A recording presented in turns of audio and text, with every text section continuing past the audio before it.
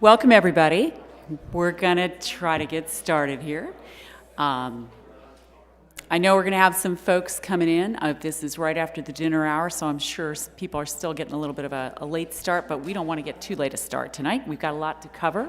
So I, first of all, wanted to welcome you and introduce myself. I'm Carol Lofterthune. I'm chair of Citizens for a Sustainable City, and I've been in the city since 1998. So I'm just glad to be here tonight with all of you and with this great panel of experts here and elected officials.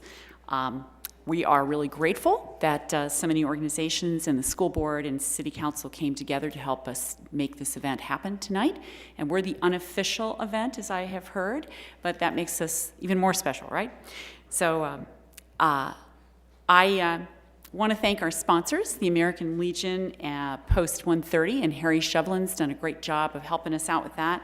Citizens for a Sustainable City, Betty Call and the Falls Church Democratic Party, and Ken Feltman in the Republican Party.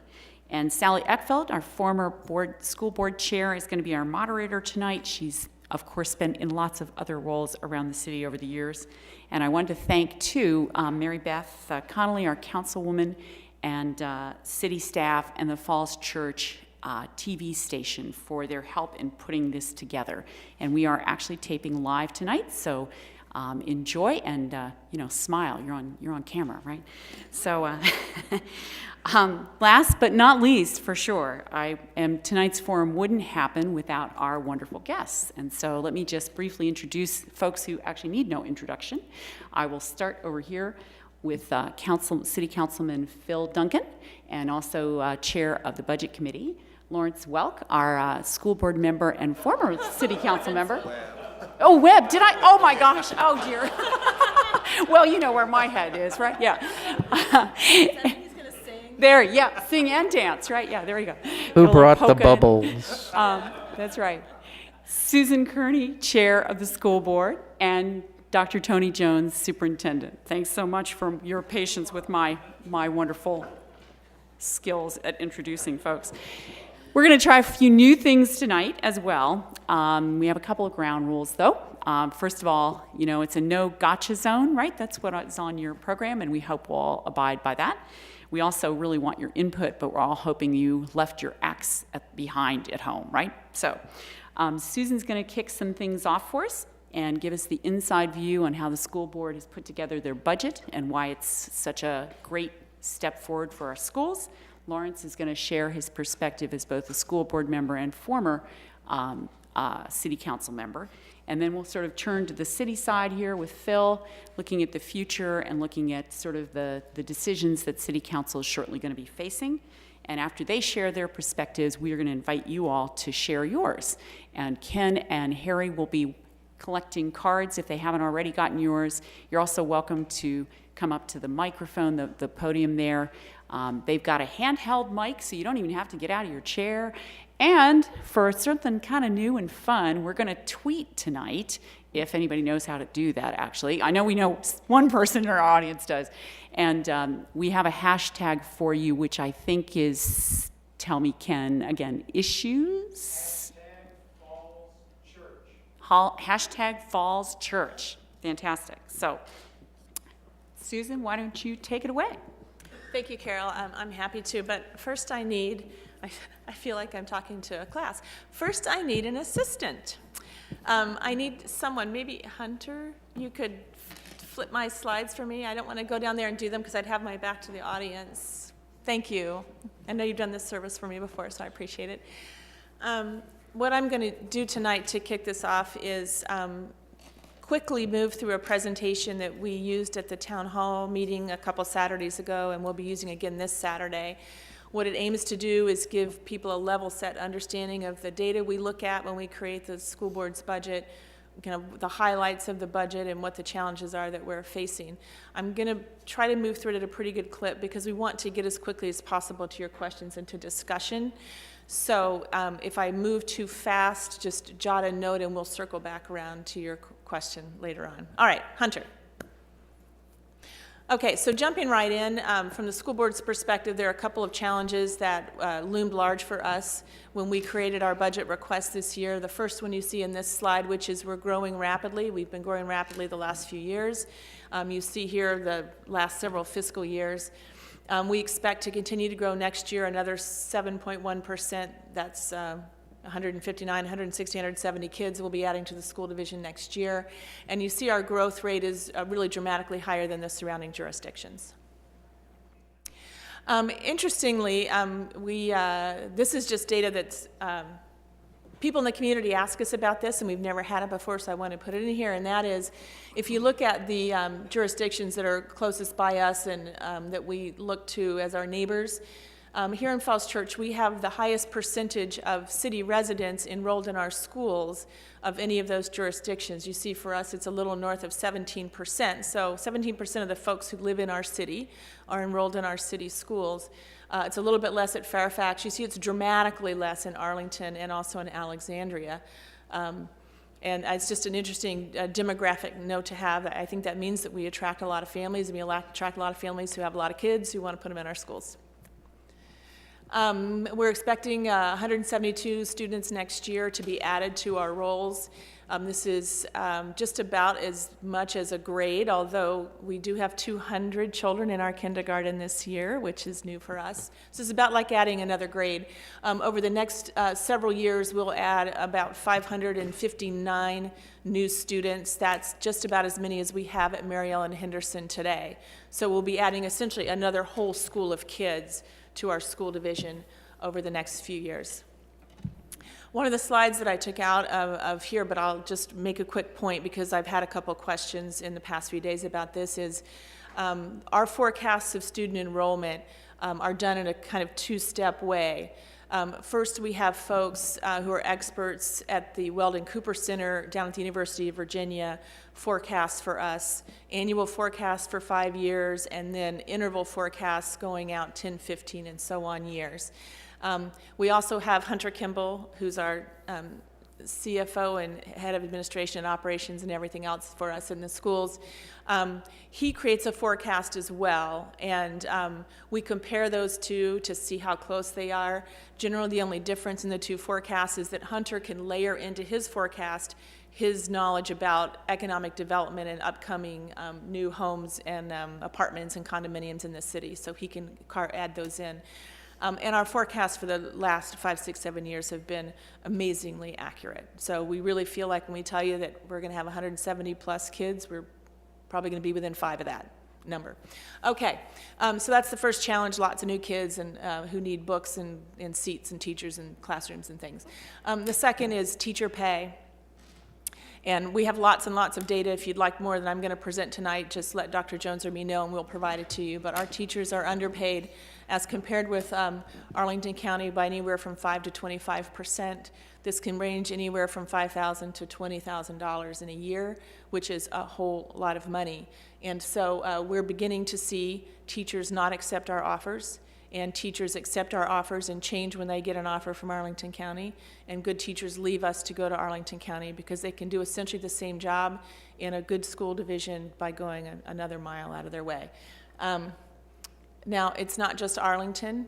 If you look here, we've kind of sampled out our salaries. We can give you the full deck if you want to see every lane and every step, but you'll see that as compared to Alexandria and Fairfax as well, we lag in teacher pay.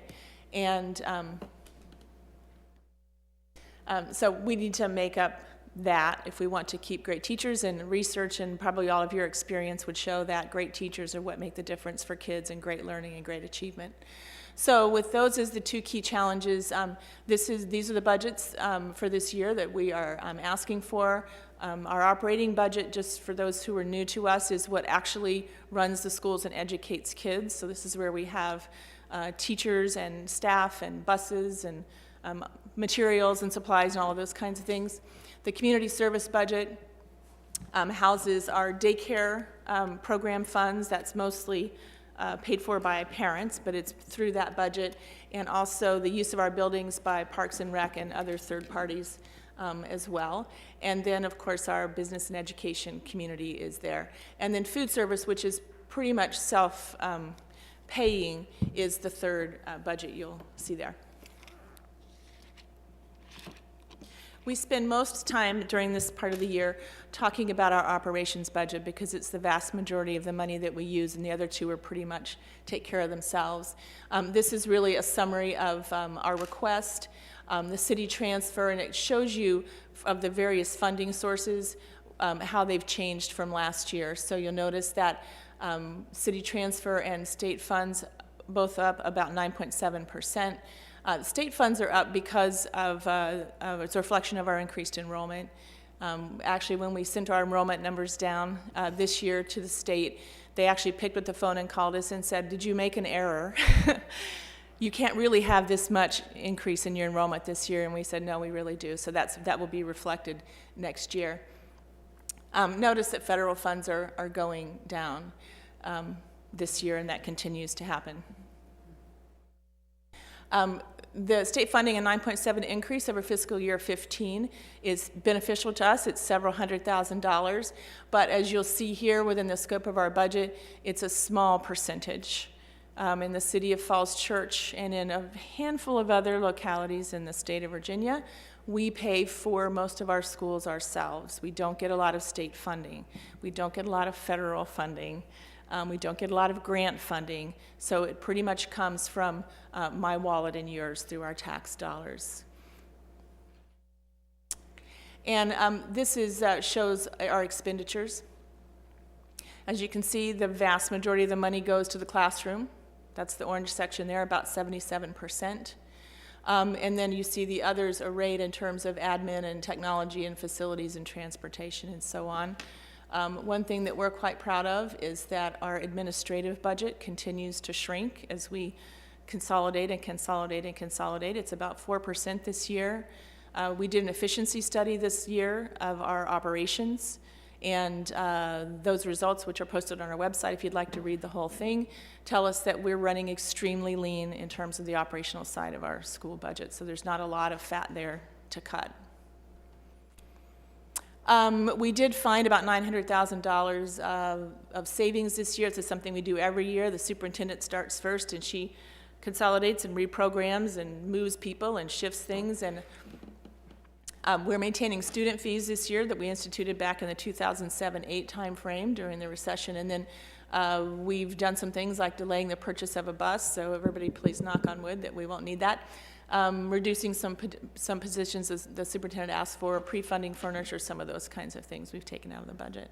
Essentially, what's driving the budget numbers that you see and the increase you see is really a program to catch up our teacher pay and things that are required for us because we have more kids. We do have unfunded needs, and there are many of them. If the request for the city transfer, which is what most people in this city are concerned about, if that is fully funded, you'll see in this chart that our spending per pupil will be about the same as it was back in fiscal year 07. So we're just catching up to about 8 years ago, and those are in dollars not adjusted for inflation. If you adjust them for inflation, then it's really about 17% less we're spending per student now than we did 8 years ago. And so we feel like we've tried tremendously hard to use our taxpayers' dollars wisely and still get good results for our students. This chart simply shows that over the past number of years, since fiscal year 07, our student growth has been about 36%, including next year, while the funding growth hasn't kept up. So we have a gap. And we show this simply because we do have some people around town who tell us that the schools get everything we ask for and that our budgets have been soaring, and they forget maybe a little bit that we have so many additional kids that we need to educate. So there is a pretty tremendous gap that's grown up. And with this budget, we're just kind of catching up. If you look on this chart, you'll see the city revenues are in blue, and you see how they've grown since fiscal year 08. You'll see the enrollment number is the red. It's actually almost identical in its slope to the increase in city revenues. And then you'll see the school transfer and how it's behaved. We had a dip in 11 and 12, and we've been trying to catch up over the last few years. In fact, Dr. Jones gave me some data. I don't know where I put it. It must be under here. Some data today in answer to a question that we had from some folks in the community. Since fiscal year 2007, if you took the years between then and now, then our school enrollment has grown an average of 3.5% a year. The city transfer has increased about 3.1% a year, and our overall budget about 2.7% a year. So even though in the last 2 years we've seen some large increases, still over the last number of years it's been smaller than our increase in students. So the components of the increase, there are certain items that are mandated that we must do by state law. This includes some positions that we have to hire in order to meet state standards of quality and other needs. It includes things like retirement and health care and other kinds of things. Dr. Jones, if you're interested, can give you that whole list of things. And so those mandated increases are about 3.3% of the increase we're requesting. We have a 4-year program. This is the first year of it to get our teacher pay up where it needs to be so we can continue to hire and retain good teachers. And you see that that's about 1.6%. And then you see a big number there, which is just the growth in students and our need to do all the things we need to have those kids in our classrooms. So the question I hear a lot around town, and that even in my kitchen sometimes, is so does the budget make sense? And so I wanted to share with you is a little bit of how we look at whether our budget makes sense as we go through the budget exercise as a school board. And so some of the things we look at are, for example, the city transfer. If you look over time, the city transfer that we're requesting this year is really about on average with what we've requested for the past 8 or 9 or 10 years. It's not kind of dramatically outside that. And we also look at the percentage of operating budget that school divisions around us spend on their schools, and in Arlington it's about 46-47%, and in Fairfax north of 50% that they spend on their schools. So we look at those things to say, boy, are we out of range. You know, if we were asking for 60% of the city revenues to be spent on the school, that would be crazy, but we're kind of right in where we had the path we have tread before as a city, and also the paths that are being tread by our neighboring jurisdictions. So the second thing we look at is comparing our per pupil spending with our neighbors. And so you'll see here, we're in the last one about a little shy of $17,000 per pupil in spending. You'll see that Arlington is higher than that, Alexandria about the same. Fairfax County is lower. That's for a couple reasons. One, they enjoy economies of scale that we do not, nor does Alexandria or Arlington for that matter. They're about 100 times the size of our school division. The second is over the past number of years, and if you read the Washington Post, you may have seen some of this. They have, their teacher pay has gotten to be terrible. Their teachers are talking about working to the rule and those kinds of things. But more importantly, class sizes have increased, and their class sizes are now up to 28, 29, 30 kids. So they have some real struggles over. So I think that's why that's a bit lower. But we're right kind of where we think we should be in comparison to our neighbors. In terms of enrollment over time, one of the things that's interesting that we talk about is generally student enrollment and generally birth rates go in a cycle kind of like a business cycle. It just takes a little bit longer. And as we are forecasting out in the future, the question the school board keeps asking is, when are we going to get to the top of the roller coaster and start going down again? And we haven't got anyone who does a forecast for us to tell us that that's coming anytime soon.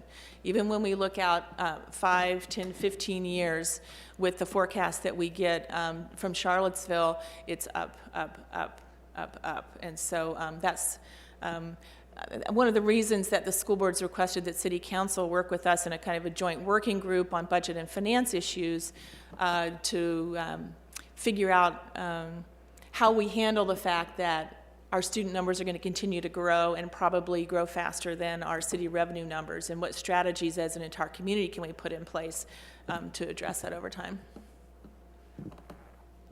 Thank you very much, Mr. Kimball. And now I think Lawrence. thank you all very much. Thank you all for coming out this evening. Just talk briefly from my perspective of having not that long ago served on City Council and now transitioning to the school board. The process was very different from what from my 4 years on council, had expected. It was a process that of my time living in the city as well as my time on council, the process looked as if it was a presentation, and off to the council it went with the superintendent's recommendation, and it was an automatic pass off to the city council without much debate and discussion. However, of being a part of the process this year, I learned very quickly that that is not necessarily the case. There is a lot of debate that happens back and forth, that every member of the board is not uniform in their feeling about how the budget process should go, self-included. And all those perspectives are heard within that budget process. Myself, when the superintendent put forward the presentation and request for the 10.6%, knowing from my time on council that, and where we are right now, that there was the potential of a increase in taxes. The assessments were being talked about of increasing, as well as the new stormwater fees were going to be going out to citizens this year. It was my request to let's look at and scrub our budget again to look at potential ways to reduce and lower the overall budget transfer that the school board was going to ask for. And we went through that. Mr. Kimball, Ms. Jones, Dr. Jones went through multiple layers of giving us multiple different scenarios of how to go about potential looking at things that could be reduced. But from my perspective, as well as other members, I think we were uniform on, we did not want instruction to our students to be affected in a negative way. And also we wanted to make sure that our teachers were going to be compensated in a way that I don't think we'll ever get to a point of exactly getting to where Arlington is, but at least that it's going to be competitive, where the teachers will see that incentive of staying here in Falls Church to teach and educate the students here. As we went through that process, I think it was a very rich process. It was a process that I definitely, from my perspective of being on council, shared with my colleagues on the school board of some of the thoughts and perceptions that folks on the city side had about the process, and just generally how being there, it definitely is very different from what I had initially thought. I think we do a fairly deep dive. I think we looked at a lot of different parts and trying to figure out ways to lower the request without, again, infecting instruction, and making sure that our teachers were compensated in a way that made sure that they were going to continue to be with us here in Falls Church. I think in some ways we do a fairly deep dive into the school side, being that of a little bit more than the city, because of the process of looking at the .2 teachers and the point this person, and I don't see that very much coming on the city side of talking about half-time employees to the level that the schools kind of have to do a lot more of that. So as we went through this process, I think we did a very thorough process of looking at different scenarios. And did I get everything that I wanted, and trying to get the budget to be a little bit more cognizant of where our citizens were and what they're ultimately were going to be asked to pay? No. But do I think my voice was heard, as well as all the other different perspectives were there? Yes, I do think that was a process that happened, and it came down to a lower number, because we all, I think, recognize that citizens were going to have a lot on their plate this year, and we did recognize that. But I think our citizens as well, particularly those with students in the system, wanted to make sure that and recognize that our quality schools and our property values are two things that I think that are hand in hand. So with that, I think we made a really good faith effort, and looking forward to working with the council, and looking forward to hearing your questions. And I'll pass off to Mr. Duncan for the council perspective. Yes.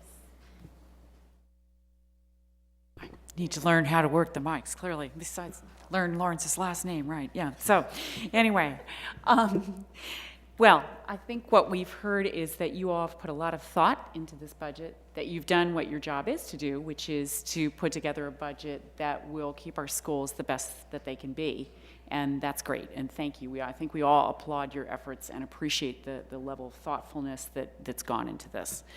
Obviously, now the tough choices are going to come as City Council and School Board too wrestle with, and their community, with the decisions about how, in fact, do we fund this, what level can we fund it at, and especially perhaps how are we going to continue, as you're telling us, this is not, this year, it's not a blip on the screen here. It's more like, well, we better start getting prepared for how we're going to make our schools sustainable, which is, of course, our forum's name today. So the easy road, of course, is cuts, right? That's, everybody just says, oh, it's too expensive, let's cut. The harder road may be to look at raising taxes, maybe to look at dipping into the reserve fund, maybe to look at being even more aggressive on development. And so, Phil, we want to hear more from your side and your perspective about what you think might be some of the options, and especially looking in the future, how are we going to make our schools sustainable, and how does that relate to all the other services and benefits that our community provides for us? Thank you, Carol. And thank you all for coming tonight. For those of you who I do not know, my name is Phil Duncan, and I'm a 2-year member of City Council and a 29-year resident of the City of Falls Church. Be assured that the most dangerous place to stand when you're sitting up here is between a group of people who want to ask questions and someone who wants to talk. I will not extend myself over long so that we can get to your questions. Thanks to Carol, your organization, for supporting this effort, and Harry, the American Legion, and the Democratic and local Republican parties for their sponsorship. I like to think that the fact that both the Dems and the Republicans are sponsoring is a signal that we aspire to practice local politics in Falls Church in a manner that's more collegial and cooperative than what we see sometimes on the national stage. The news press today says that policymakers at City Hall seem oblivious to the coming pain, insulated with noses buried in budget and policy documents.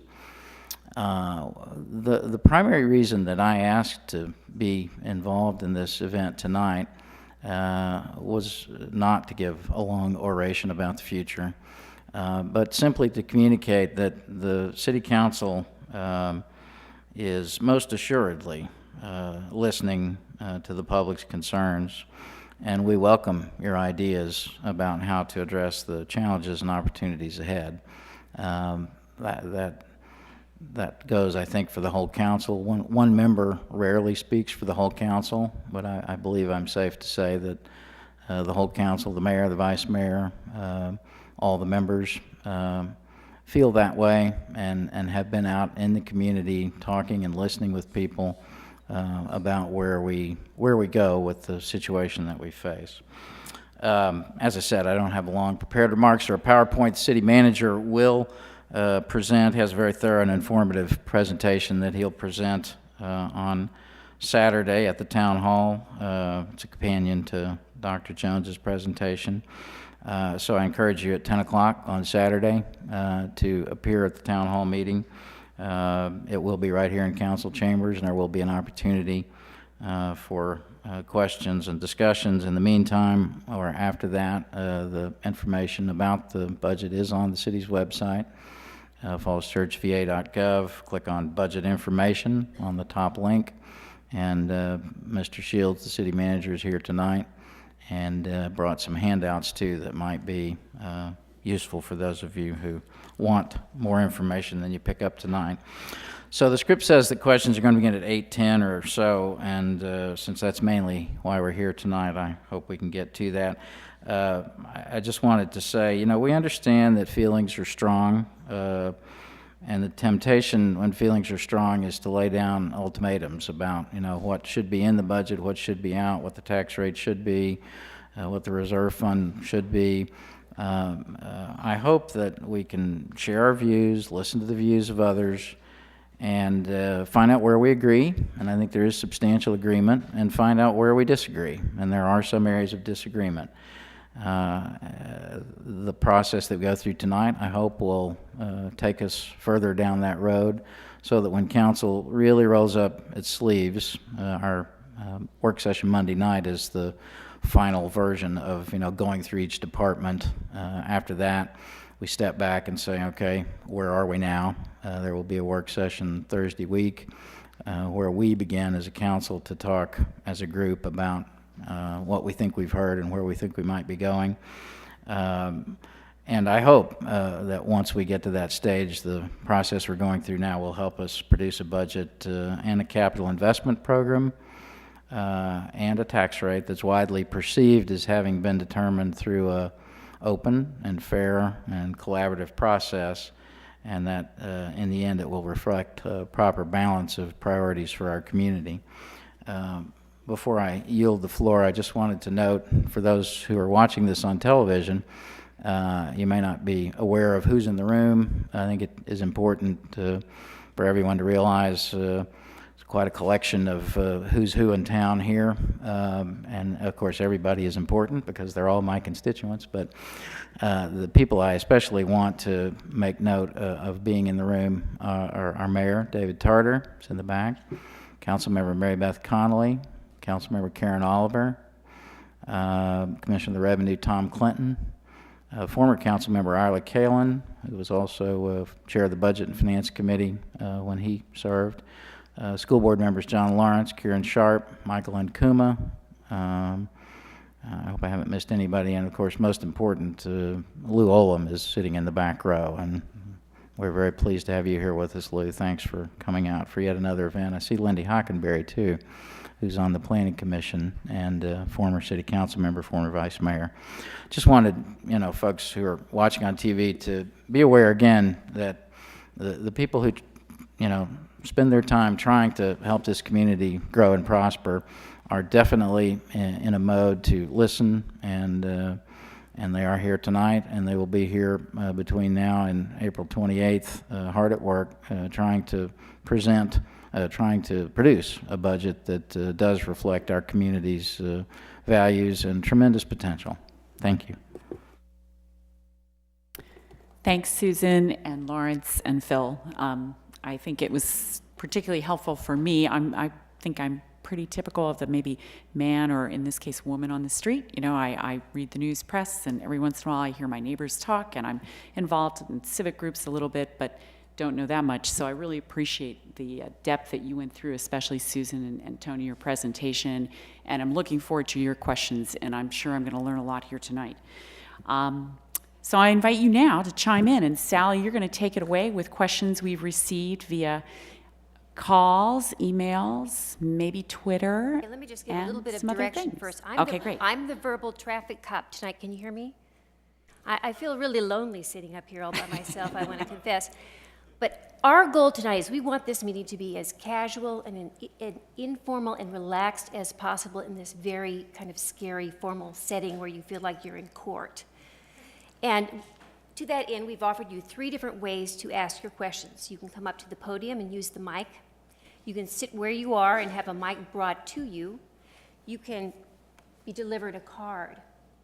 Now, if you come to the mic or you speak at the mic, then we want you to please state your name and address so the folks at home will know who you are. And we want you to limit yourself to about 3 minutes. And if you want a card, just write legibly so that I can read it. And I have 2 excellent helpers, Mr. Ken Feltman, who's already passing out cards, and Mr. Harry Shovlin. And if you want a card, raise your right hand for right. If you want a mic, raise your left hand. And if you want to come up here, just come stand, hover near here. Now, I have a big job because I also have questions that were delivered today via email. So I've got some questions to read here. I also have some questions already, so I'm going to try to go back and forth. And I also want you, we have the city and the school, and we have questions for both, so it's a little bit complicated. We also have these members of council and school board sitting in the audience, so I'm hoping that they won't leave it all to Phil and these folks sitting up here. You can turn around and talk to them too. So I'm with my glasses on so I can see you really well. And who would like to start?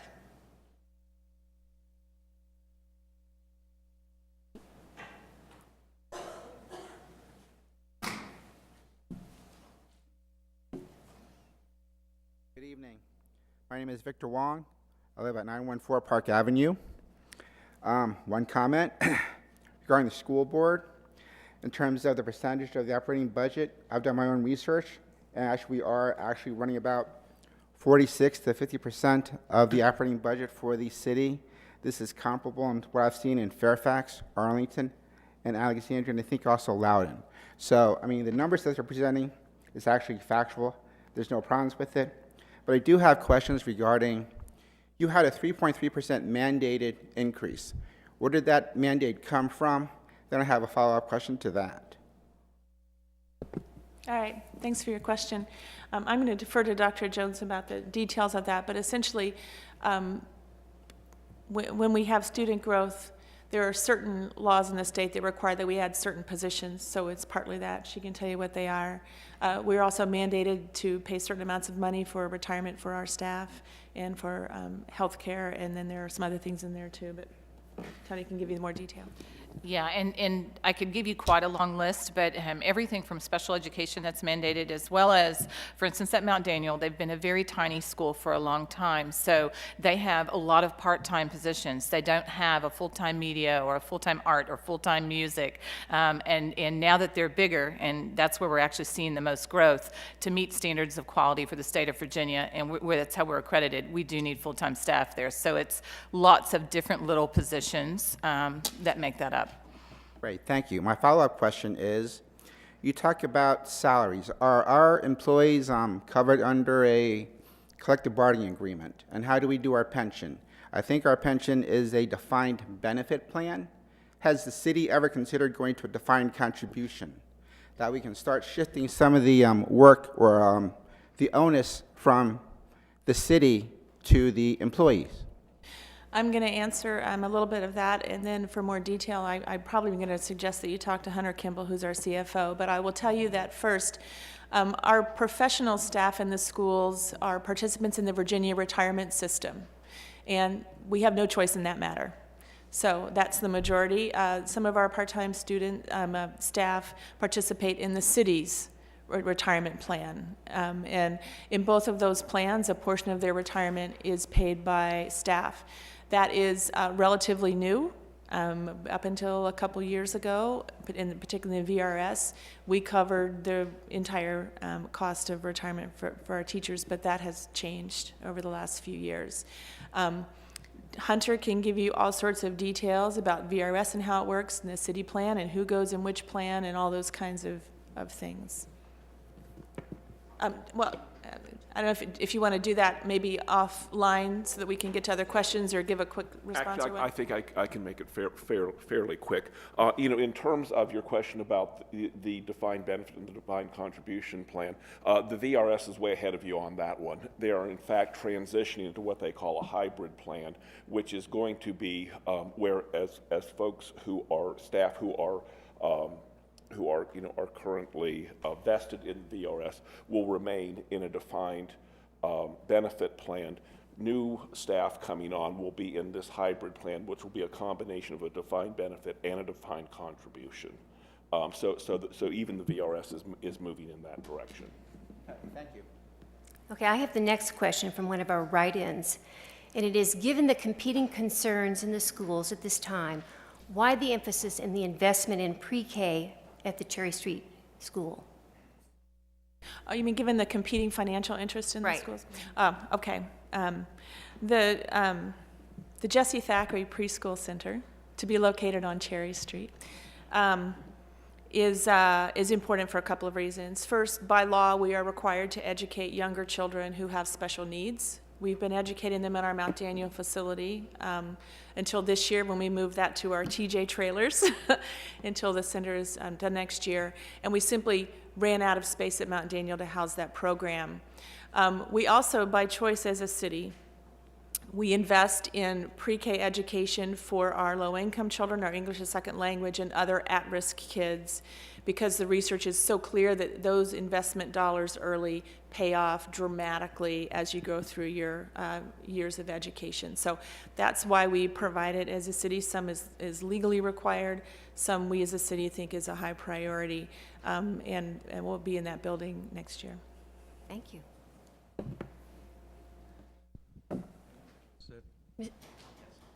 Mr. Llewellyn? Hello, can you hear? Yes. I'm not here to ask questions. I just want to tell you of an incident that occurred recently, which I saw through the television. And that's all I do is watch things on television these days. I can't get to meetings like this. And I heard one of the most anti-school meetings that I've heard in a long time. Now, usually anti-tax people come over every year, and they have a legitimate reason for stating their case. But this time it was vociferous, it was intense. I wondered why we have school systems left. The mayor, if he's here, I hope he is. If he isn't, it can be conveyed to him at the end of the meeting, started speaking to people who were terribly opposed to school systems. And I thought, holy cats, there ought to be somebody saying something about a school system that's lasted since 1942 or 3. I forgot what it was exactly. No, it was after the war, and after 46. 48. I got a member. And this has become a great school system. And it's not only a great system throughout the country, but believe it or not, its so-called International Baccalaureate program has been dubbed by the New York people who run it all for this part of the country as the greatest. First he started one of the greatest, and then he said, the greatest IB program in the world. This is for Little Falls Church. I couldn't believe what I was listening and didn't say a word. Neither did the principal who was sitting next to me. And the next morning I called him and I said, Bob, did you hear what I thought I heard last night? And he said, yeah, I heard it. Now, this is what we're dealing with, ladies and gentlemen. It takes money. We all pay our taxes. Some people have a hard time paying taxes. I've had people come up to me and say, why do you subscribe to the tax people increase?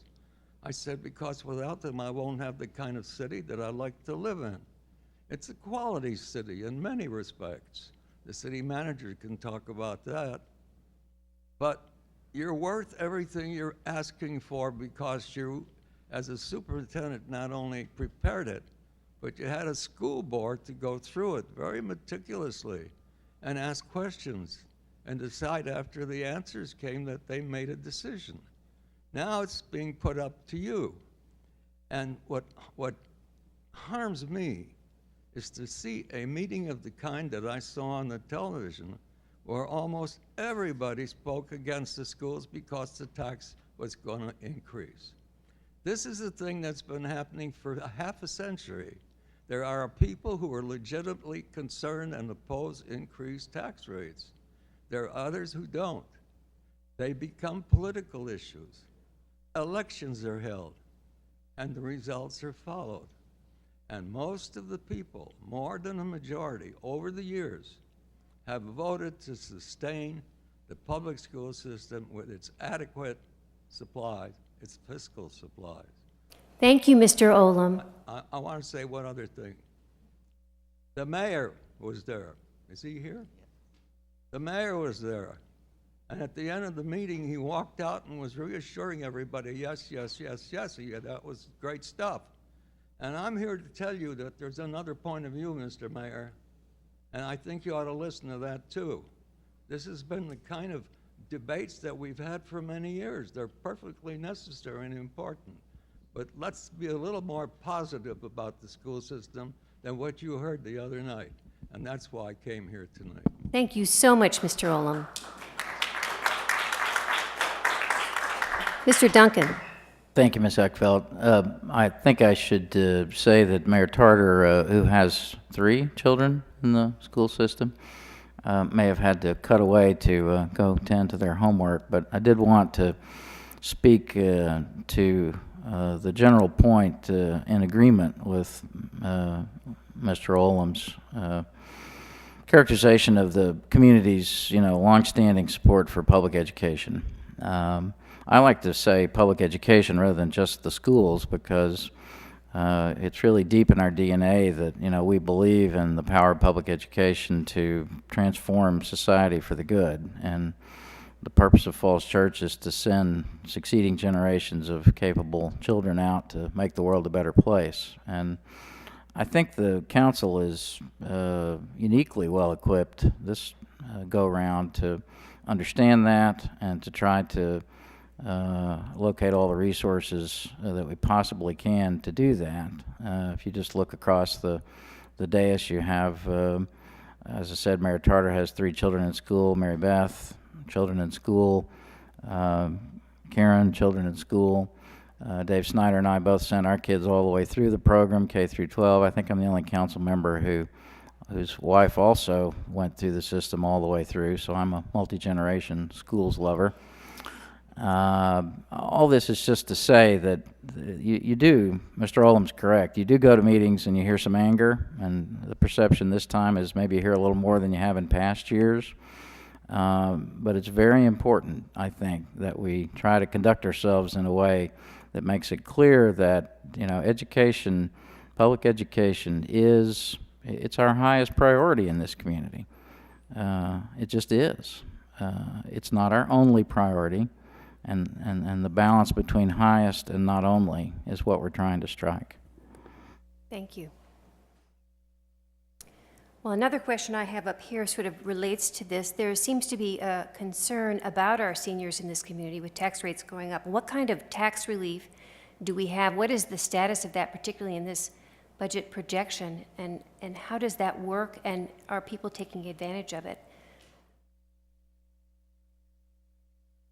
City Council members,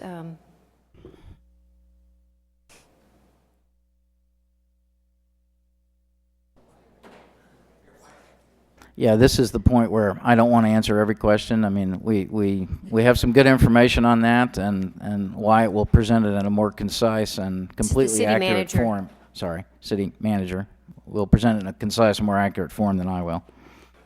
Thank you. My name is Wyatt Shields. I'm the city manager. In the budget that is before the city council, I've worked with the city treasurer and with our human services department to put together a proposal that would provide a increased benefit for senior tax relief and expand the eligibility for senior tax relief. In the the FAQs that are available in the back, and I have a handful of them here, there's a summary of that proposal. In a nutshell, what it would allow is for seniors who meet income eligibility requirements to be able to have up to $4,000 of tax relief for the real estate tax bill. And seniors who qualify for income eligibility also can defer 100% of their real estate tax bill up to the point where the property sells. And so the deferral has always been part of the program. The maximum credit or the maximum relief is currently $2,000. And so that would double to $4,000 and also expand the income eligibility above to higher income levels than we currently have. The council is looking at that. They haven't made their final decision in terms of where it will shake out, whether, but I do know that it was a high priority for the city council, and it was in their direction to the city manager last fall in terms of budget development to expand that benefit. And I'd be happy to answer any other questions on it. Sally, can I just add to that? Thank you. That there's, I think, strong support for this proposal on the council. Mary Beth asked some very good questions at our last work session about how we get the word out to more people about this program. Is the community fully aware of it? So anything that you all can do as individuals to identify potential beneficiaries of this program would be very helpful. A lot of you have older neighbors maybe who don't know their way around City Hall so well. please reach out to them and make sure that they're aware of this program and that it is, intended as a. It's not like some sort of handout or anything like that. It's a citywide good for us to keep folks who want to stay in their homes, and we're providing some financial incentives to do that. I've got lots of specific and sort of general questions up here, and I'm going to, unless I see you raise your hand, I'm going to go ahead with these. One question is about a demographer. Does the school board use a demographer to help them figure out where the population growth is coming from and to help you predict it? Yeah, we use the Weldon Cooper Center, as I mentioned earlier, for some of our enrollment predictions. The Weldon Cooper Center at the University of Virginia is also the demographer to their General Assembly and also do projects for the U.S. Census Bureau, so they are extremely well respected. And if you go to their website, they also, in fact, predict growth in cities and jurisdictions. Those numbers just came out.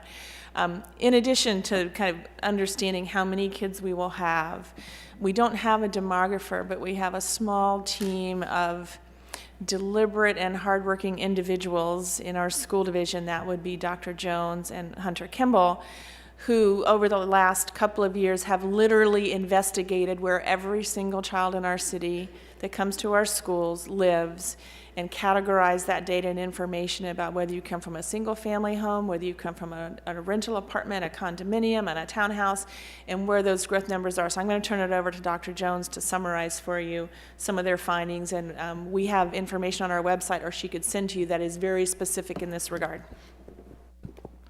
And we have worked really hard on this, and I always just say the children are coming from everywhere. It's apartments. It's I would say the least amount of students are coming from the condos that were the newer mixed-use development.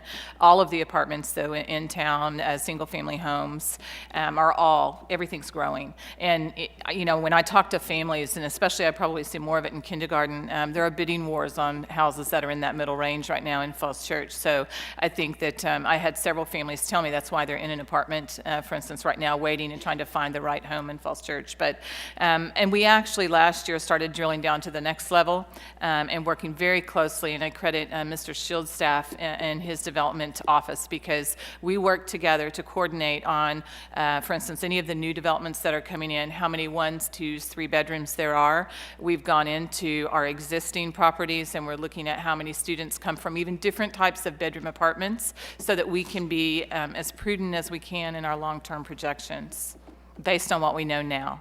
Right. There seems to be a lot of concern about the smaller houses being torn down and the bigger houses being built and bringing a lot more children into the homes, and again, the condominiums that are being built here, and wondering, are we our own worst enemy? So I think that's where that question comes from. Yeah, just one thing I would add to that, that I did mention before when I talked about our student enrollment projections. We keep 3 sets of projections. We keep a low, a kind of closest to the pin, what we expect, and a high. And all of the information that you've seen in our budget presentation is based on that middle to that closest to the pin. That's based on Mr. Kimball and his layering on of things like the Northgate, what's the word I want to say? Development. I was going to say project. No, that's not right. Development that's just getting ready to come online, and what we see from the Rushmark, Harris Teeter, and so on. It doesn't include the split lot things. So just so people will know, we do keep those 3, and we keep an eye on what's going on with Mr. Shields and his staff. And it may be in the final analysis that we'll get, I don't want to say lucky, because we love our kids and we love their families, but have less growth, or we may in fact have more. We're watching the split lot thing pretty carefully. Another question about, a specific question would be, has there been any attempt or dialogue between the State Department, the owner of the Oakwood apartments, about the burden that we bear and perhaps mitigating that? The simple answer is yes. Over the 8 years that I've been on the school board, we have had conversations with both the State Department and with our U.S. Congressman about this issue. On at least several occasions, our superintendent and chairman of school board or school board members have gone to talk to them about that, because the State Department has contracts not just there, but now also over at Pearson Square, and we see a lot of kids coming from there. The first thing I want to say about that is we do have children who come to us from State Department families from around the world. Usually in a crisis situation, they're repatriated back to the U.S. It's not a ton of them. They don't affect our costs that much, and we welcome them because we feel like we can be a home and a haven to those children and their families during a really tough time of upheaval. So I like to tell people that we really welcome those people, add a lot of fabric and texture to our community. However, it would be nice if we could get some remuneration from the State Department, but we cannot. We've not been successful in getting them to admit that they suggest so many families move here, and so we can keep trying, but we have not been successful so far. Okay, here's a really good budget question. Can you explain the unappropriated surplus and what that is exactly, and how does it impact the beginning balance or the operating budget from year to year? Want that on the city side or the school side School first? side. Are you talking to me or are you talking to him? Talking to school side. Yeah, I can. It took me a while to figure this out myself, I'll tell you, but I think I found a way I think I found a way to simplify it. So at the end of the year, if the school board hasn't spent every dollar that we have in our budget, those excess dollars are called our surplus. Once we have our financials audited and we know exactly what that surplus amount is, and that happens in the November, December time frame, then we are obligated by city charter to take those dollars and put them in the next year's school operating budget. And that's what we do. Balance. And it's beginning balance in our next year's operating budget. By city charter, we cannot have a savings account. Apparently at some point, we had one and could do things like buy a house by TJ that we are very happy to have now. But essentially, we're required to, every one of those dollars to roll over into an operating budget. The thing that makes it just a little bit complicated is that we don't know how many dollars there are on July 1 when we start our year. So we have to audit those later in the fall and then roll them into the following year. Yeah. Great answer. Here's another question there. I have about 25 or 30 questions up here, and about a third of them have to do with the city fund balance or reserve balance. I don't know what the appropriate term is, but there's a great deal of concern, emphasis, chagrin about the size of it relative to the impending tax doom that's going to fall upon us at the end of the budget season. People are very concerned that it's too much. If this is a rainy day fund, if that's what it truly is, why isn't it being used for tax relief or to fund other concerns, financial concerns that we have in the city at this time? So literally about a third of the questions that I have here regard that. So City Council, you want to tackle that? What did you describe it as? The tax doom that will fall upon us at the end of the budget season. Now that is an awesome soundbite. That, Nick, I hope Nick's writing that down. That is, man, that makes me feel like I should have worn like the Grim Reaper mask up here or something. I don't quite see it that negatively, but we'll leave that aside. The unassigned fund balance, I'll just speak to what the policy is, and certainly any of my colleagues who would like to jump in, please do. By council policy, we are required to maintain 12 to 17% of the city's total revenues in an unassigned fund. Unassigned fund balance is what that amount of money is called. There is, as you said, a vigorous debate within the community over whether that number is too small, too large, just about right. And I hope we continue to have that discussion over the next couple of 3 weeks and even beyond when we pass this budget, because it is a very significant amount of money. What its purpose is pretty clear, I think, in discussions that we've had in recent work sessions. It is our catastrophic recovery fund. If some disaster befell us, natural or man-made, that is the money that we would dip into in order to keep people employed, to keep from having to pass some sort of a special assessment that would keep operations going, school and city. And it is deemed by the profession of CFOs that a jurisdiction our size should have a fund balance somewhere between 12 and 17%.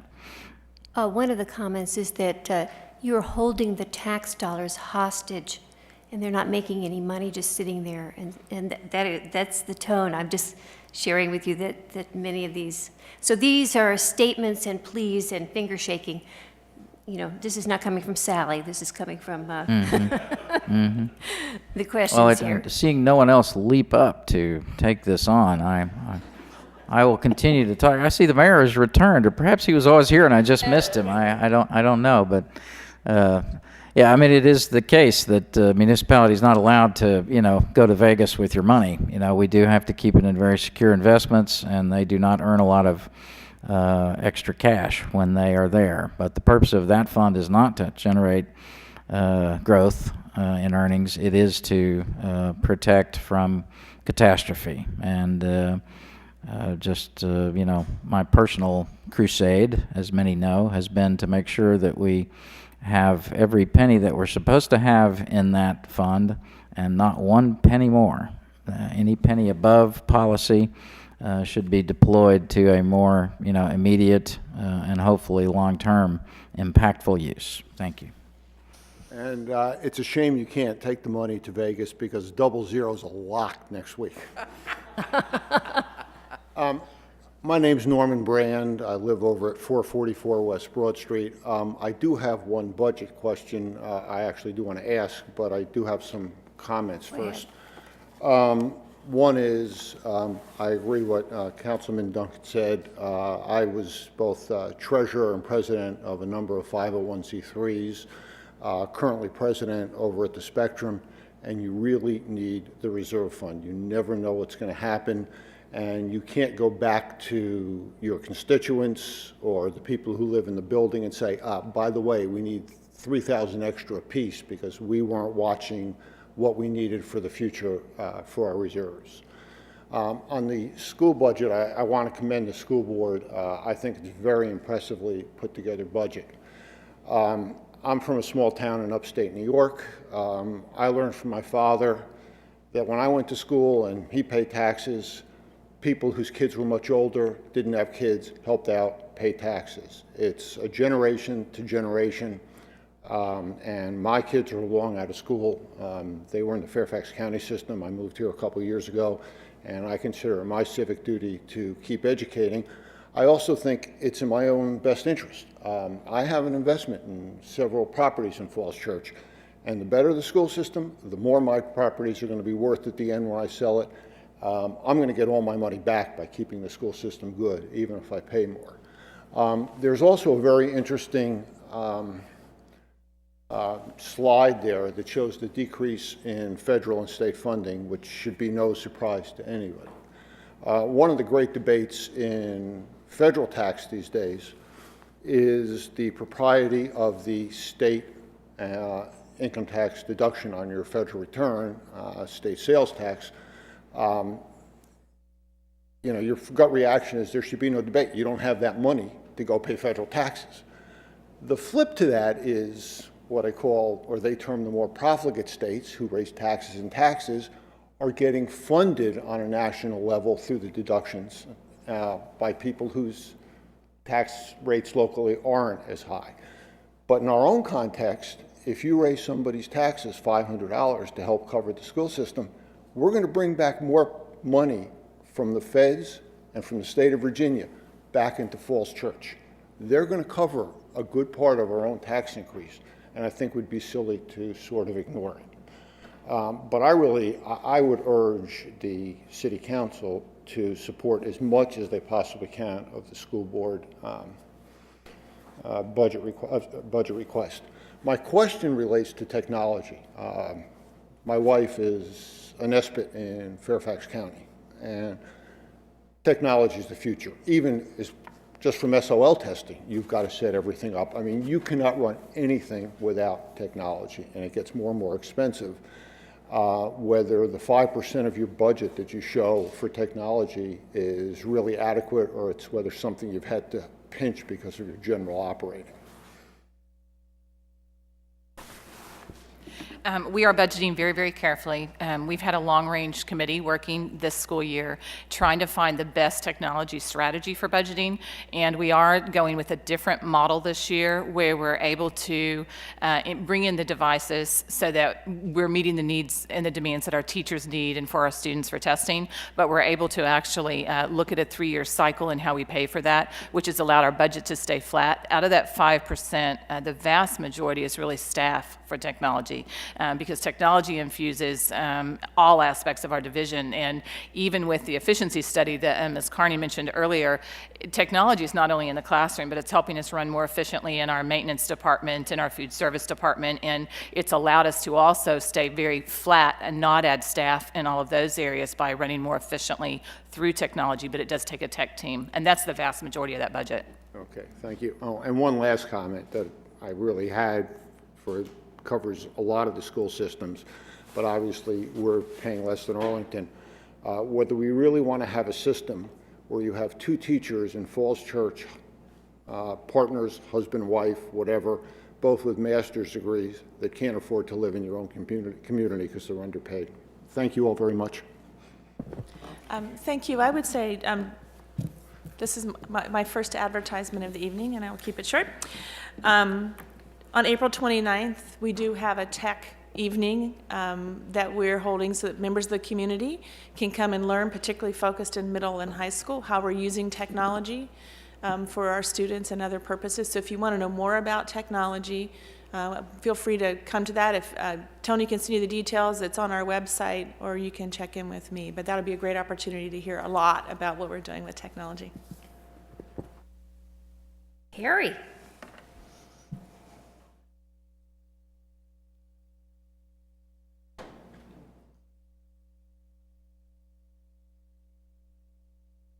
I'm Harry Shovelin. I live at 1001 Hillwood Avenue, and I'm a 21-year resident of the city of Falls Church. But the other 20 years, I never lived more than 4 blocks from the property line, the city line. So I've been around a while. And I feel I've spent so much time in this room as a representative of the teachers that I should actually get a pension from the city retirement system. And Lindy Hockenberry should be maybe ahead of me.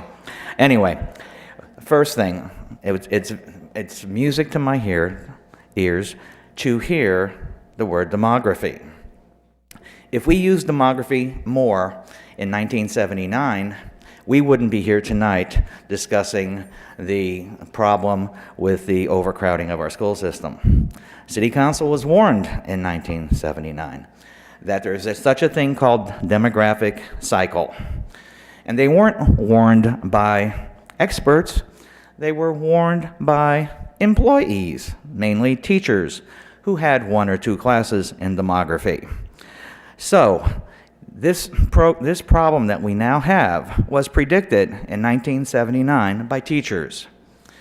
We had to live through it in order to arrive to where we are now. There are it's always been said, we spend so much time on next year's budget that we don't look 5, 10, 20 years down the road. It was wonderful news to me that Dr. Jones was saying that we need a new high school within 4 years. It was like, oh my God, 4 years ahead.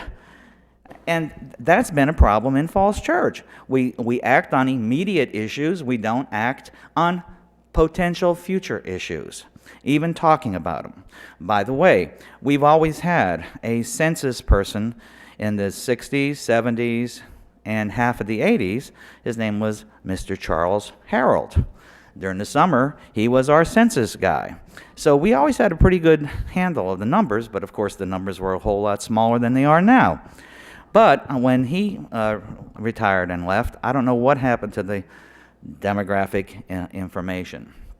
Okay, now, I was down near Roanoke, and I was reading the Roanoke newspaper, and I found out that the county commissioners of Franklin County were moaning and groaning because they had to come up with 41% of their school budget this year. 41%. And then and I said, well, You telling me that the state treasury is sending them a check for 59% of their educational cost? The next thought came to my mind. What have we done north of Fredericksburg to revamp the formula for coming up with how much money comes back in our school system? I think it's about time that the Northern Virginia school boards and the Northern Virginia government agencies need to really start pounding home that we're tired of supporting the rest of the state of Virginia school system. Now, we're getting 8%, is that correct? 8% of our budget's coming from the state? I know Arlington County gets 80, they get 8%. Fairfax County probably gets 9%. Where's all this money going? It's going to Southwest Virginia. And let me crush a myth. There are no poor counties. In the counties that are listed as being poor, that means the money is concentrated in a few families or a few companies.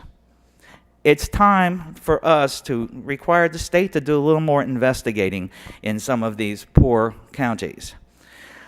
And we should also get rid of the phrase ability to pay.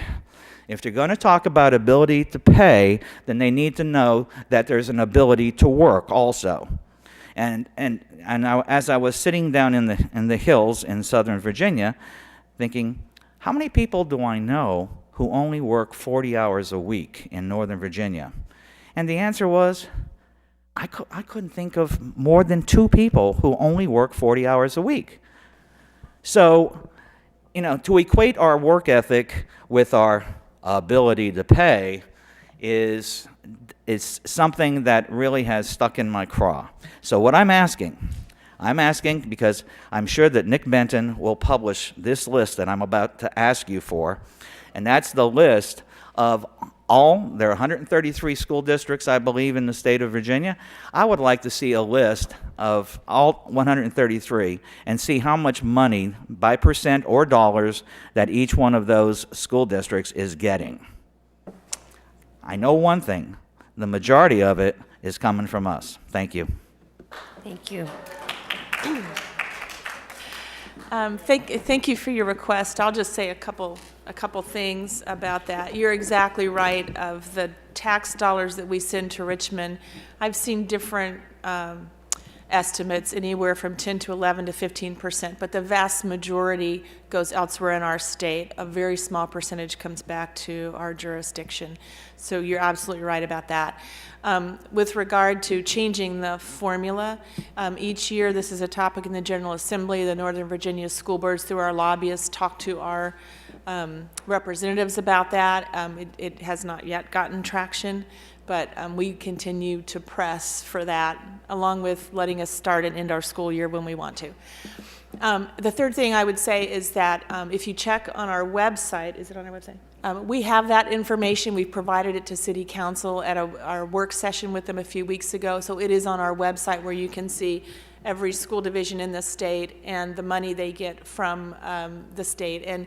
And you're right, there are some localities where it is 20, 30, 40 and upwards % of their budget.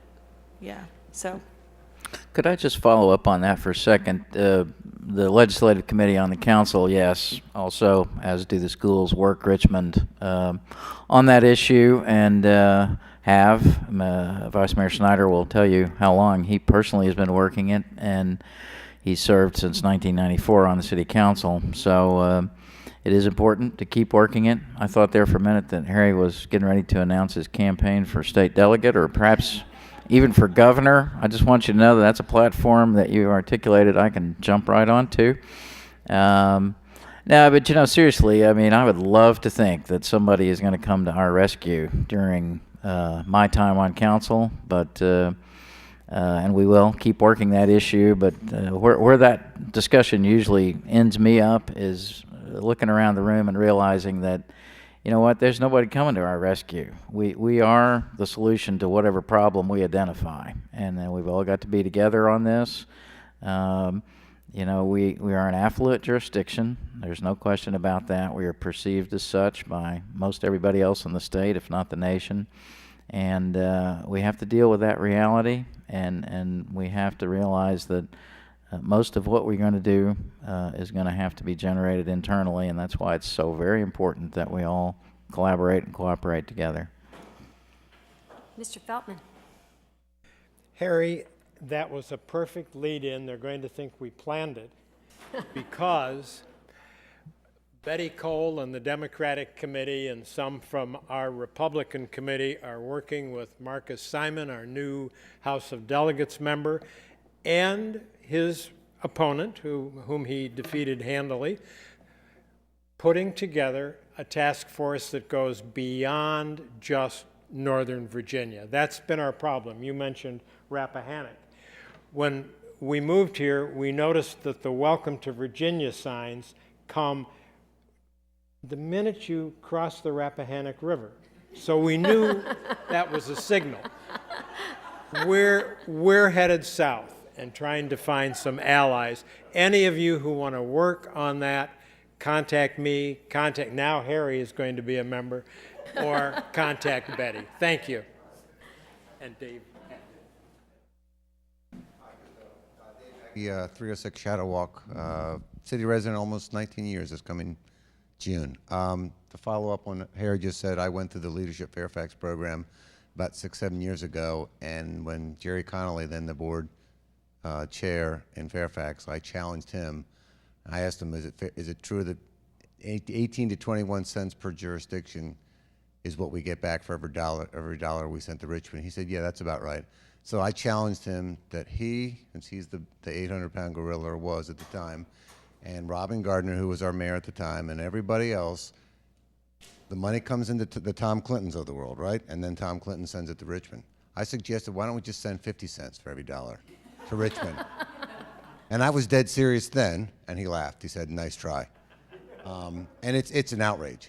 We wouldn't even need to be here if that reality was gone. But unfortunately, as Phil Duncan just said, it's a reality. So my question is, because of our location, we're stuck. We are the David surrounded by two Goliaths, a really big Goliath in Fairfax and a JV Goliath in Arlington.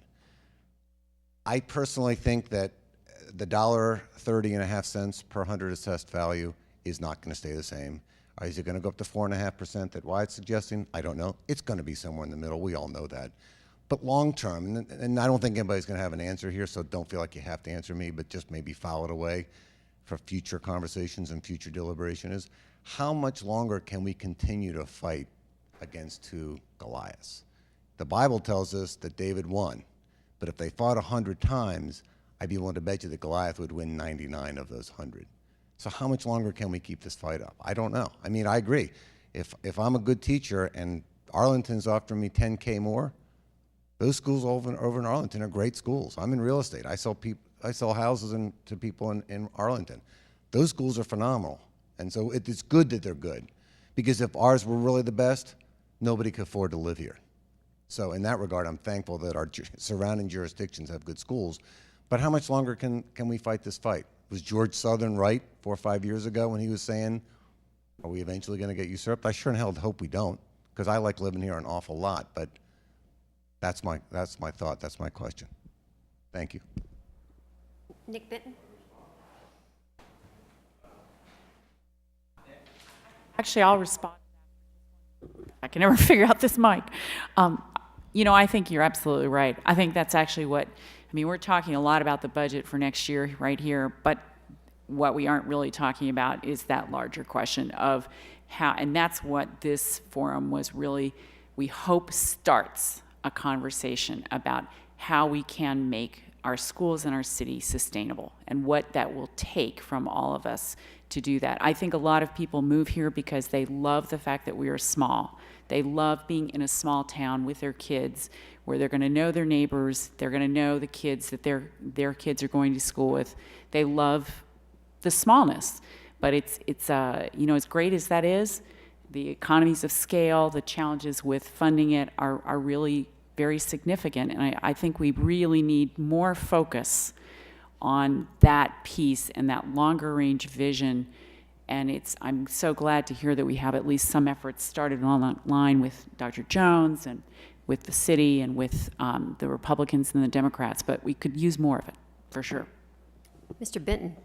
I'm going to sound a little bit like Lou Old.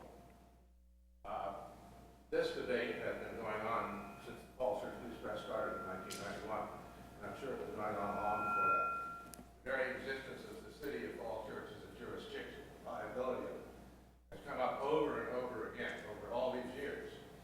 And the council, the city has always maintained a way to move forward. We move forward tremendously. So don't despair. I want to, and by the way, it's not just size, it's community. It matters for Falls Church. And what?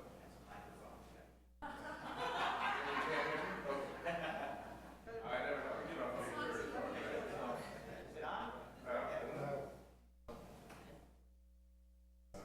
Anyway. Okay. All right. So you didn't hear anything I said, so I'll start at the top. No, I do want to challenge my dear friend Phil Duncan, though, when he says he will fight not to have to spend a penny more on the fund balance than is what is policy. Well, policy is 12%. Not the top of the list, it's 12%. A penny over 12% in the fund balance is too much, okay? If you look at it that way, 12% has been approved. 12% even the bankers think is okay. They don't like it, but they think it's okay. Now, you take the difference between 17% of the annual operating budget expenditures and an $80 million budget. What is 17% of that? You take 12% of that. What is that figure? Okay, I can't do the math that well in my head, but it's a lot of money. It's a few $1,000,000. So if you drop the fund balance from 17% at the top of the acceptable level to 12%, the bottom of the acceptable level, agreed on by policy, you're freeing up millions of dollars, like $3 million. What is that on the tax rate? That is a lot of money when it comes to the real estate tax rate. You could lower taxes without impacting a single program in the city, without cutting a thing, if you simply went to the lower end of the fund balance policy instead of at the top end of the fund balance policy. Now, granted, the last couple of years we've been over 20% and all this and that, but 12% is considered quite adequate. In fact, when the city first adopted a fund balance policy in the 1990s, it was 8 to 12%. Why it went from 8 to 12% to 12 to 17%, well, you might have to ask some of the agencies in New York who give the city its credit rating. Seriously. I mean, the other thing is that people tend to forget when they try to compare a city to their own business or to their household or to a nonprofit or something, is that the city ultimately has the power to tax. We have a total ability, if we need be in a crisis, to go out to the public and tax them to get the money we need, and that by law. So what are we so afraid of? I think that this fund balance issue is an issue of fear. We've been convinced by whoever is the policymakers and advisors that we have to have an extra $3 to $4 million sitting in the bank. When that $3 or $4 million, if it was put to the uses of the city to build the schools we need to have, and we do face a bit of a crisis on that score just because of the enrollment growth. So we need to tap into that money. It's just sitting there. And if some cataclysmic thing happened, if Godzilla came and ate the city of Falls Church, we'd get support from the outside community, and we could go raise taxes if we had to. So there's really nothing, we shouldn't be so fearful. We should use the resources we have to get it done, give the taxpayers a break in the process, so those taxpayers will enthusiastically pass every referendum for a new school that goes on the ballot, instead of adopting an attitude of greater enmity towards the schools, and so the schools get their way this time in this budget go-around. We have a referendum on the ballot in November. You think the voters are going to go for that if they've been gouged in this way with higher taxes? We have an opportunity here to give them a tax break and fund the schools. And I don't think we should be so afraid. I think we should do it. Thank you. Ms. Eckfeldt, if I could, just for a second, I just want the record to show that I am not in favor of Godzilla consuming the city of Falls Church. But no, seriously, I chose my words as carefully as I could when we were talking about the unassigned fund balance, because there is significant disagreement on the council on this issue. Just as the school board, as Mr. Webb said, had some bigger exchanges of views over their budget. We have some vigorous exchanges of views ahead of ourselves on this issue, and I really don't know where it will land. I said what I meant, which is, the current policy calls for the fund balance to be 12 to 17%. That's a range, and I want to make sure that, no penny above the number that we agree upon within that range is sitting in that unassigned fund. What that number will be, I can't predict. I've not, had specific conversations with every member, and each will have to speak for him and herself. City manager has a comment.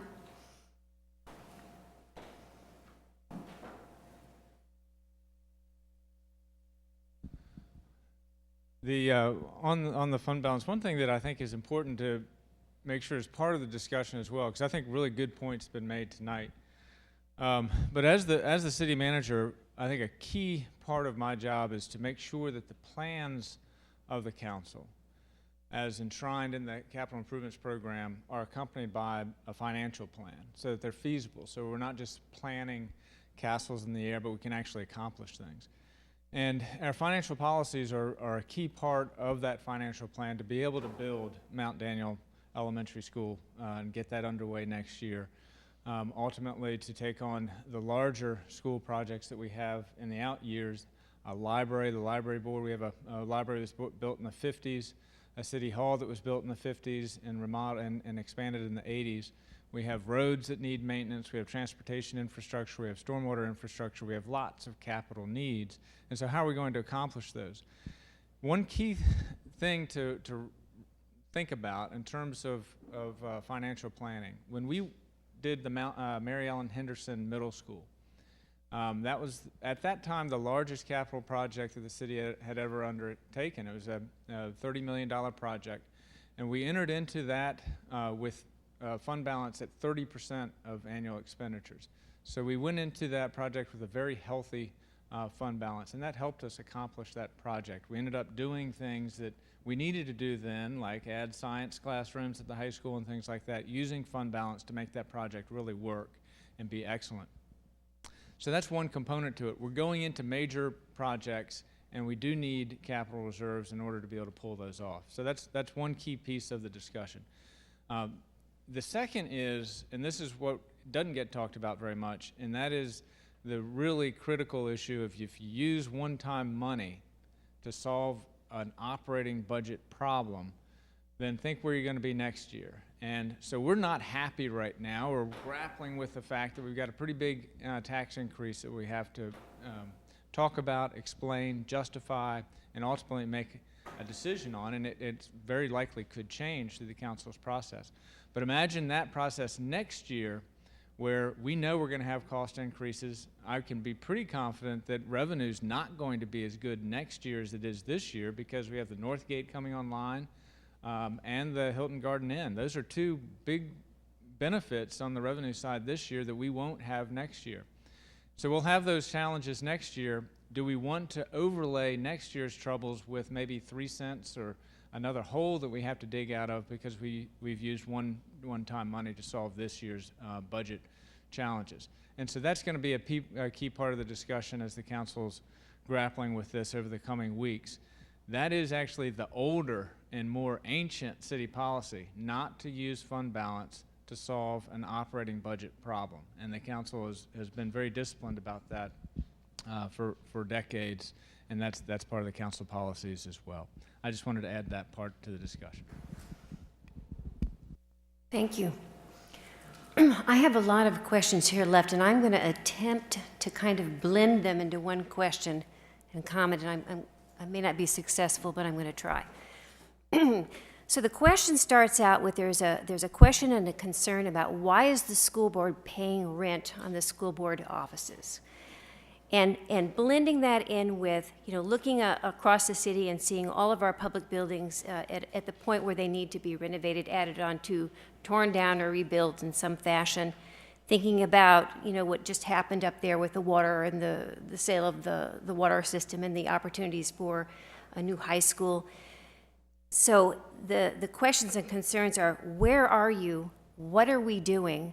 Why are we wasting so much time talking about the operating budget when we really should be visioning about the capital stuff coming down the pike? And when are we going to start talking about that? And, are there opportunities for, moving the school board offices into a new city hall? Can we think outside the box? What's happening? Who's doing it? Where are we? Where are we with the high school? What's next?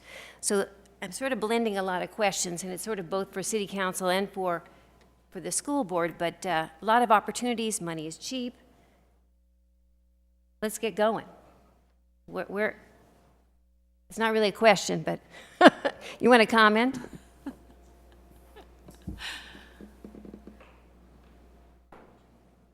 She doesn't want to comment. Victor Wong again. I think what this comes down to is that you have revenue, you have expenses. If your revenue doesn't cover your expenses, you're going to have a deficit. Do you have a deficit that you fund, or do you borrow from? And the question for the city council and for the city manager is also, what are we going to do to increase revenue? We have current projects of mixed use. I think mixed use is one of the worst things that we have. We have apartments where people come in, we don't know who they come in with and how many kids are going to come in.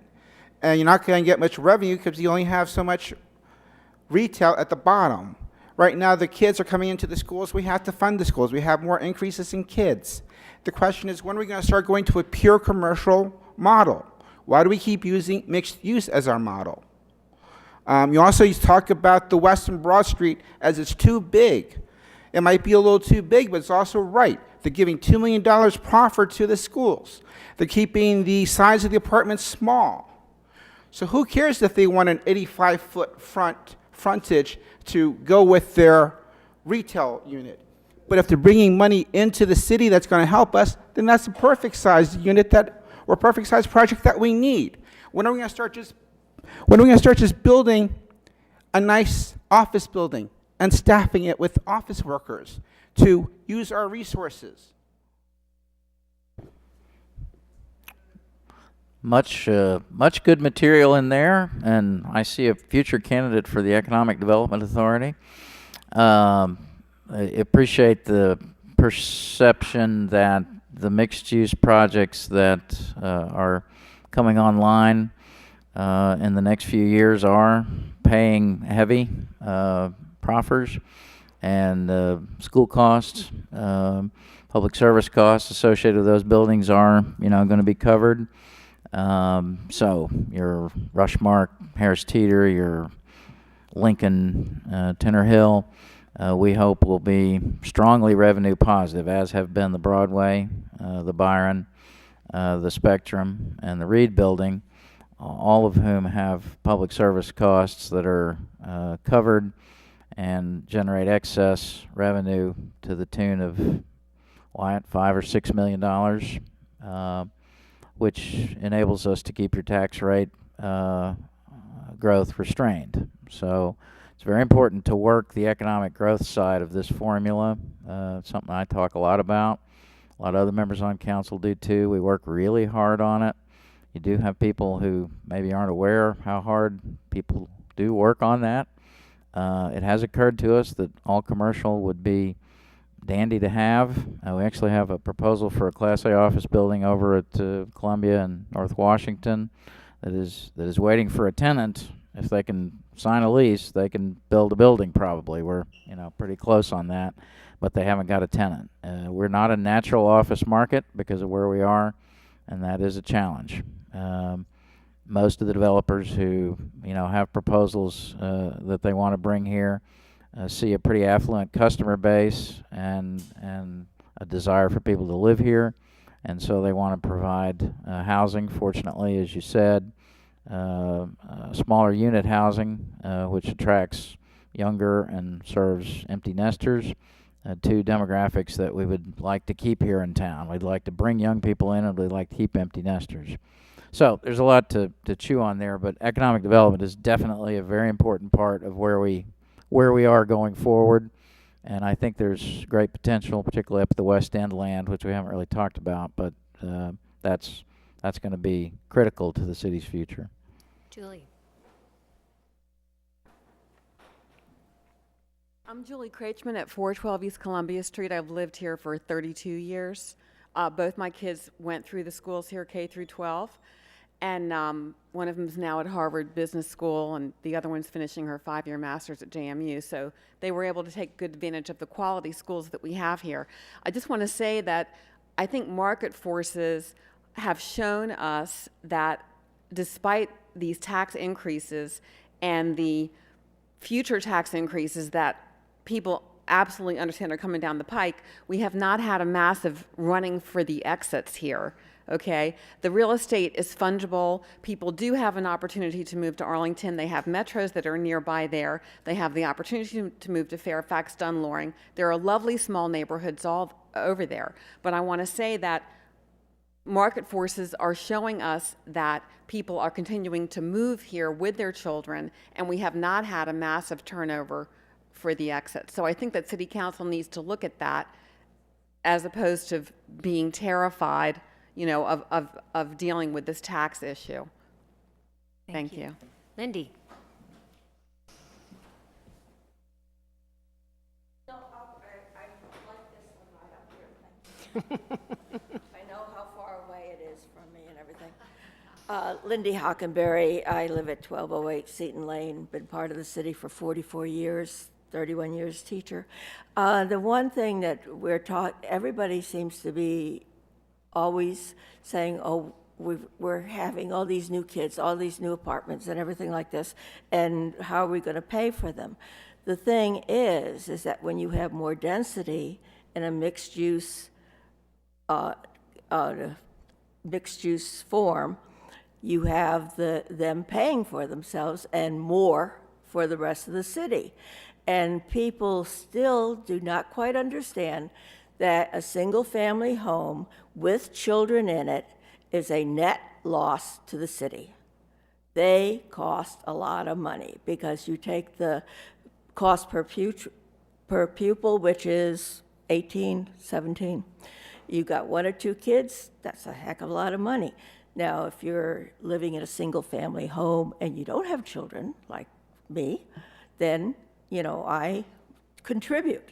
But what big thing is people don't realize that we need that growth and development to help support the single-family homes with children and the other children coming in. But the mixed-use developments definitely pay for themselves and gives a huge profit every single year, lots of revenue, and also proffers for the schools when they come in. Just by the way, Lindy's not only a school teacher, she's a former vice mayor of the city and a current planning commissioner. I'm much more happy being a teacher.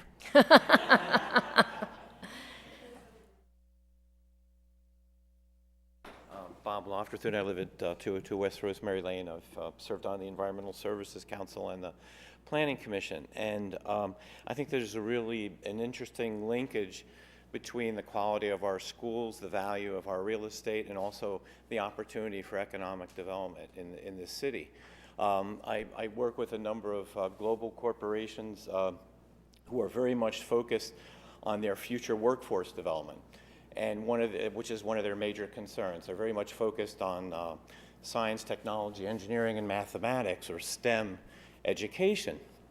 And this is very important to them, because they realize that companies, in order to be competitive in the 21st century, really need to get workers who are well educated in those areas. And so they're very focused on countries, but also communities. And what we have here is in the City of Falls Church is really a great competitive advantage and strategic asset in the form of our school system, the high quality schools that we have. And it's safe to say a lot of people come here because of the quality of our school system.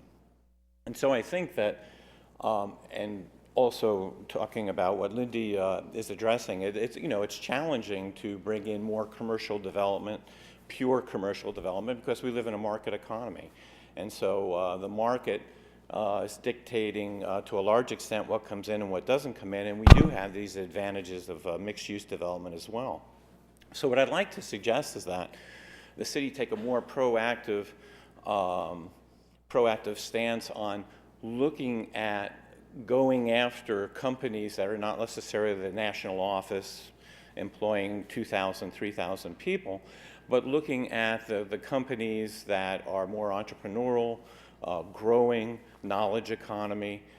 These are the type of people, or the company owners, who really value the type of community we have. So I think that if we could take a more proactive approach and really realize what we have and form a message around that value and really promote the city to industries that are growing, that are part of the 21st century as far as growth, I think in the long term it will really help support our schools, which I think we should support because they are not only the right thing to do as far as public education, but it really does, really helps everybody who owns property in the city, and also it's a real competitive advantage for us as a community.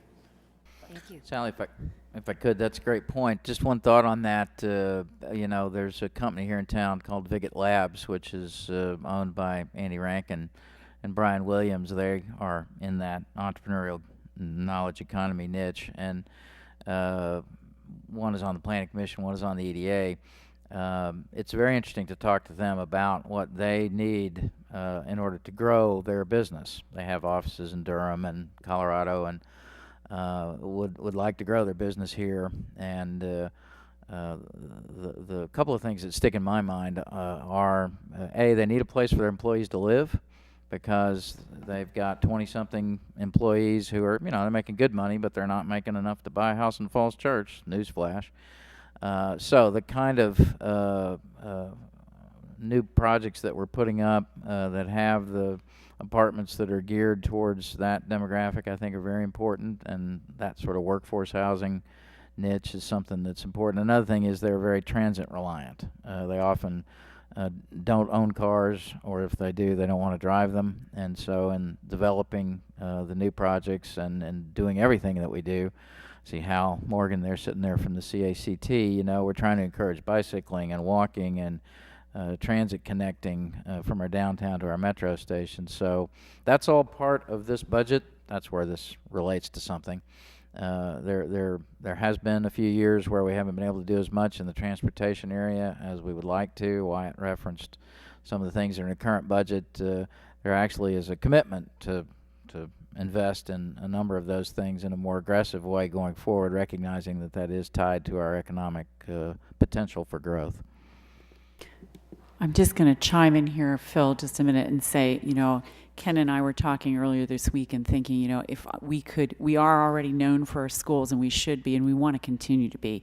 That's actually, it underpins, I think, our real estate values, our community values, as well as the education of our children. But, if we can think beyond that a little bit, and we were talking, and he came up with something. He said, it's not just the schools, and that's really true. I think if the city could become known not only as such a great place to raise your family and bring your kids and have them go to such quality schools and learn the values that we have here, but if it also could be known as having a unique niche for business and being very business friendly to particularly that entrepreneurial, young, they don't have to be young, I just think of them as young, that entrepreneurial, group of knowledge workers, whether they are in the green building or they're in tech, or maybe they're not, they want to start some other kind of a business. We know small businesses are such an engine for jobs, and I think they could be such an engine here for growth. Maybe we've thought too much about the Clarendons or the Ballstons and the Tysons, and not thought enough about what kind of business could be a unique fit for us here that makes us different, that would make them want to come here and be part of commercial developments. So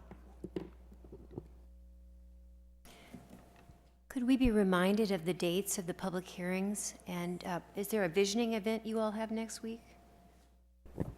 Yeah, first I forgot to mention, and Tony didn't even remember to poke me about it, on the topic of how we use technology in our schools, in addition to this tech night on April 29th, we open our doors for visitors we tour them through our schools and show them how we're implementing technology with our students. And so if you're interested in touring the schools and seeing that, please email Dr. Jones and she'll tell you when those things are. We also have coming up on April 9th, this kind of extension of the visioning program that we started last summer, community-wide visioning for our schools and for the future. We've had a technology visioning session. We're going to have one at the high school about kind of building the high school of the future, not physically but academically, and talking about innovative diploma programs for kids who, what we call our kids in the middle. They're not our IB students, but they're college-bound students or career-bound students, and we maybe need some creative ways to diploma them, and also ideas for increasing student engagement in the community. Our kids do a ton in the community now, and we'd like to see them maybe do even more. So that would be on the 9th of April. There are flyers out at the table, and if you would like to attend, let Mary Beth Conley know.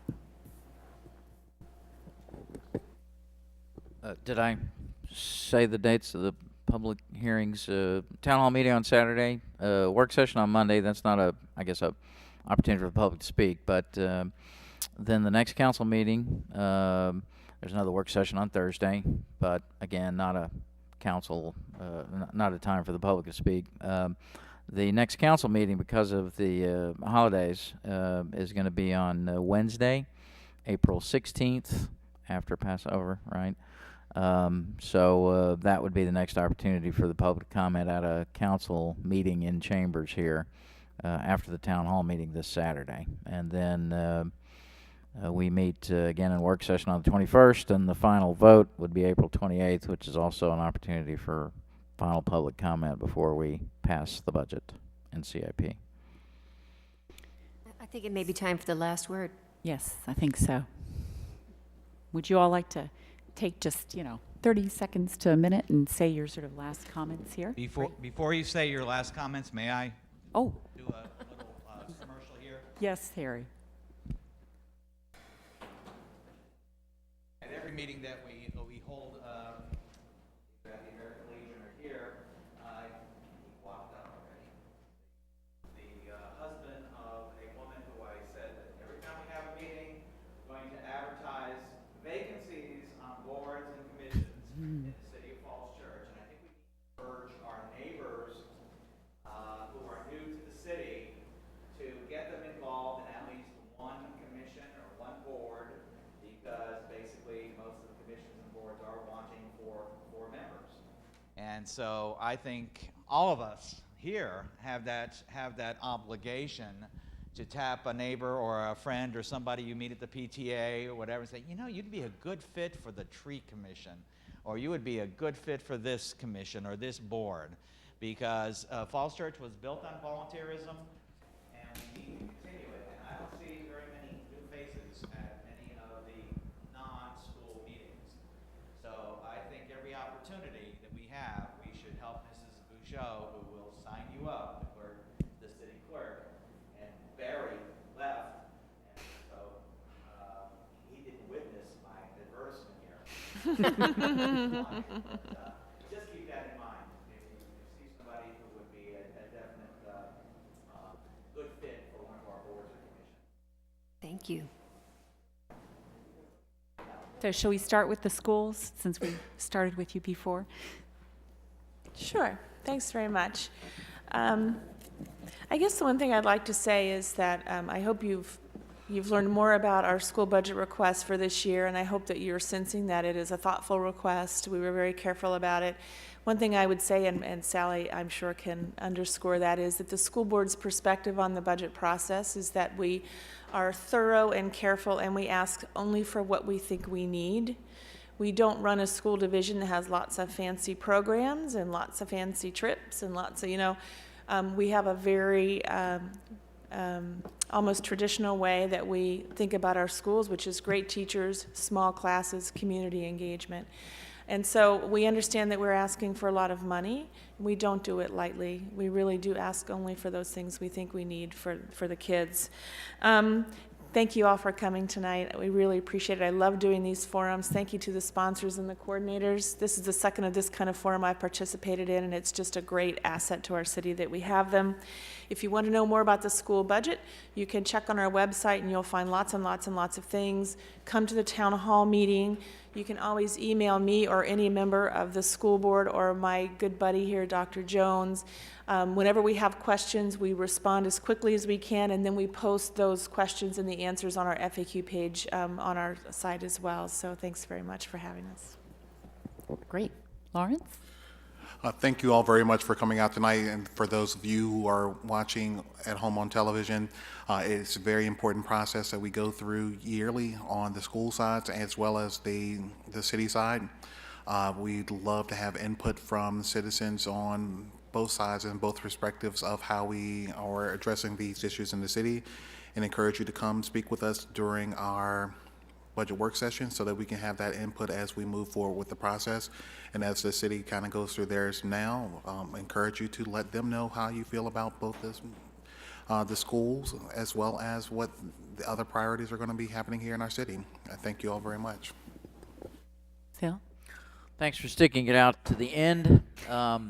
I want to leave you with a question that I genuinely would like to know your answer to, you here in the chambers and anybody watching on television.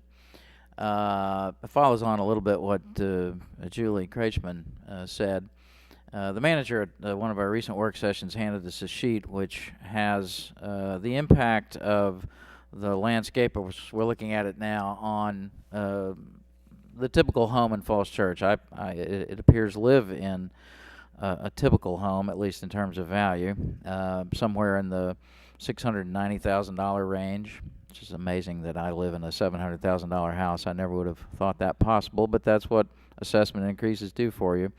At any rate, the combined impact of the assessment and the proposed tax rate and the stormwater levy, which adds another couple $100 on my property, will yield a tax bill next year that is about $1,100 higher than I paid last year.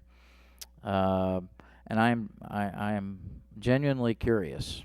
I know that for a number of people that is not a significant amount of money. It just isn't. You know, we live, as I said, in a very affluent community. You have the disadvantage of having me on council as a penny-pinching progressive. It is a significant amount of money in my household, and you know, when added up over several succeeding years, you know, it comes up to, you know, the value of another good used car that I will buy. And I'm serious about this. I mean, when I ran, I made it very clear that I wanted to try to speak for the people who, you know, maybe weren't as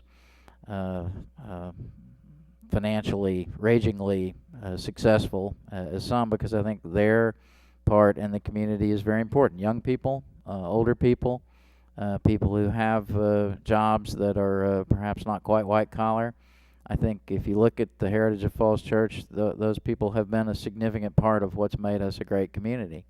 And I would like to try to keep as many of those people here as I can for as long as I can. At the same time, of course, as I said, we want to balance whatever I want with the need for us to have a world-class education system. So in the next 2 or 3 weeks, I would really love to hear what people think about, you know, what kind of dollar figure does your household feel is just about right, or maybe just a little too much, because that's going to be the difference, I think, at least where I will come down in voting for a tax rate on April 28th. Anyway, thanks to you all. Make sure everybody supports the Falls Church Education Foundation, which is having their gala, and you want to, you know, if you think the schools need more, which we all do, make sure you help them out. Thank you. Thank you all for coming tonight. I just want to say that, you know, this has all been about input from you all, and I hope from the broader community as well. So we're going to have yet one more opportunity during the budget session. We are, if you signed up, going to send out a survey. We'll certainly include some of those questions, Phil, that you might have, and Susan and Lawrence, as well as my question, which is, you know, Ken and Sally and Harry and I and the Democrats have put forth this effort to have this forum. And what we'd really like to know, I think, is what would be helpful going forward. Maybe not right now during the budget session. There are lots of meetings. We don't want to compete with anybody else's. But, you know, how can we be part of a process of actually helping to create a longer range vision, more sustainability, start looking at some of these things that we've all been talking about that probably need more attention. So I welcome your input on that. And on that note, thank you so much, and thanks for coming.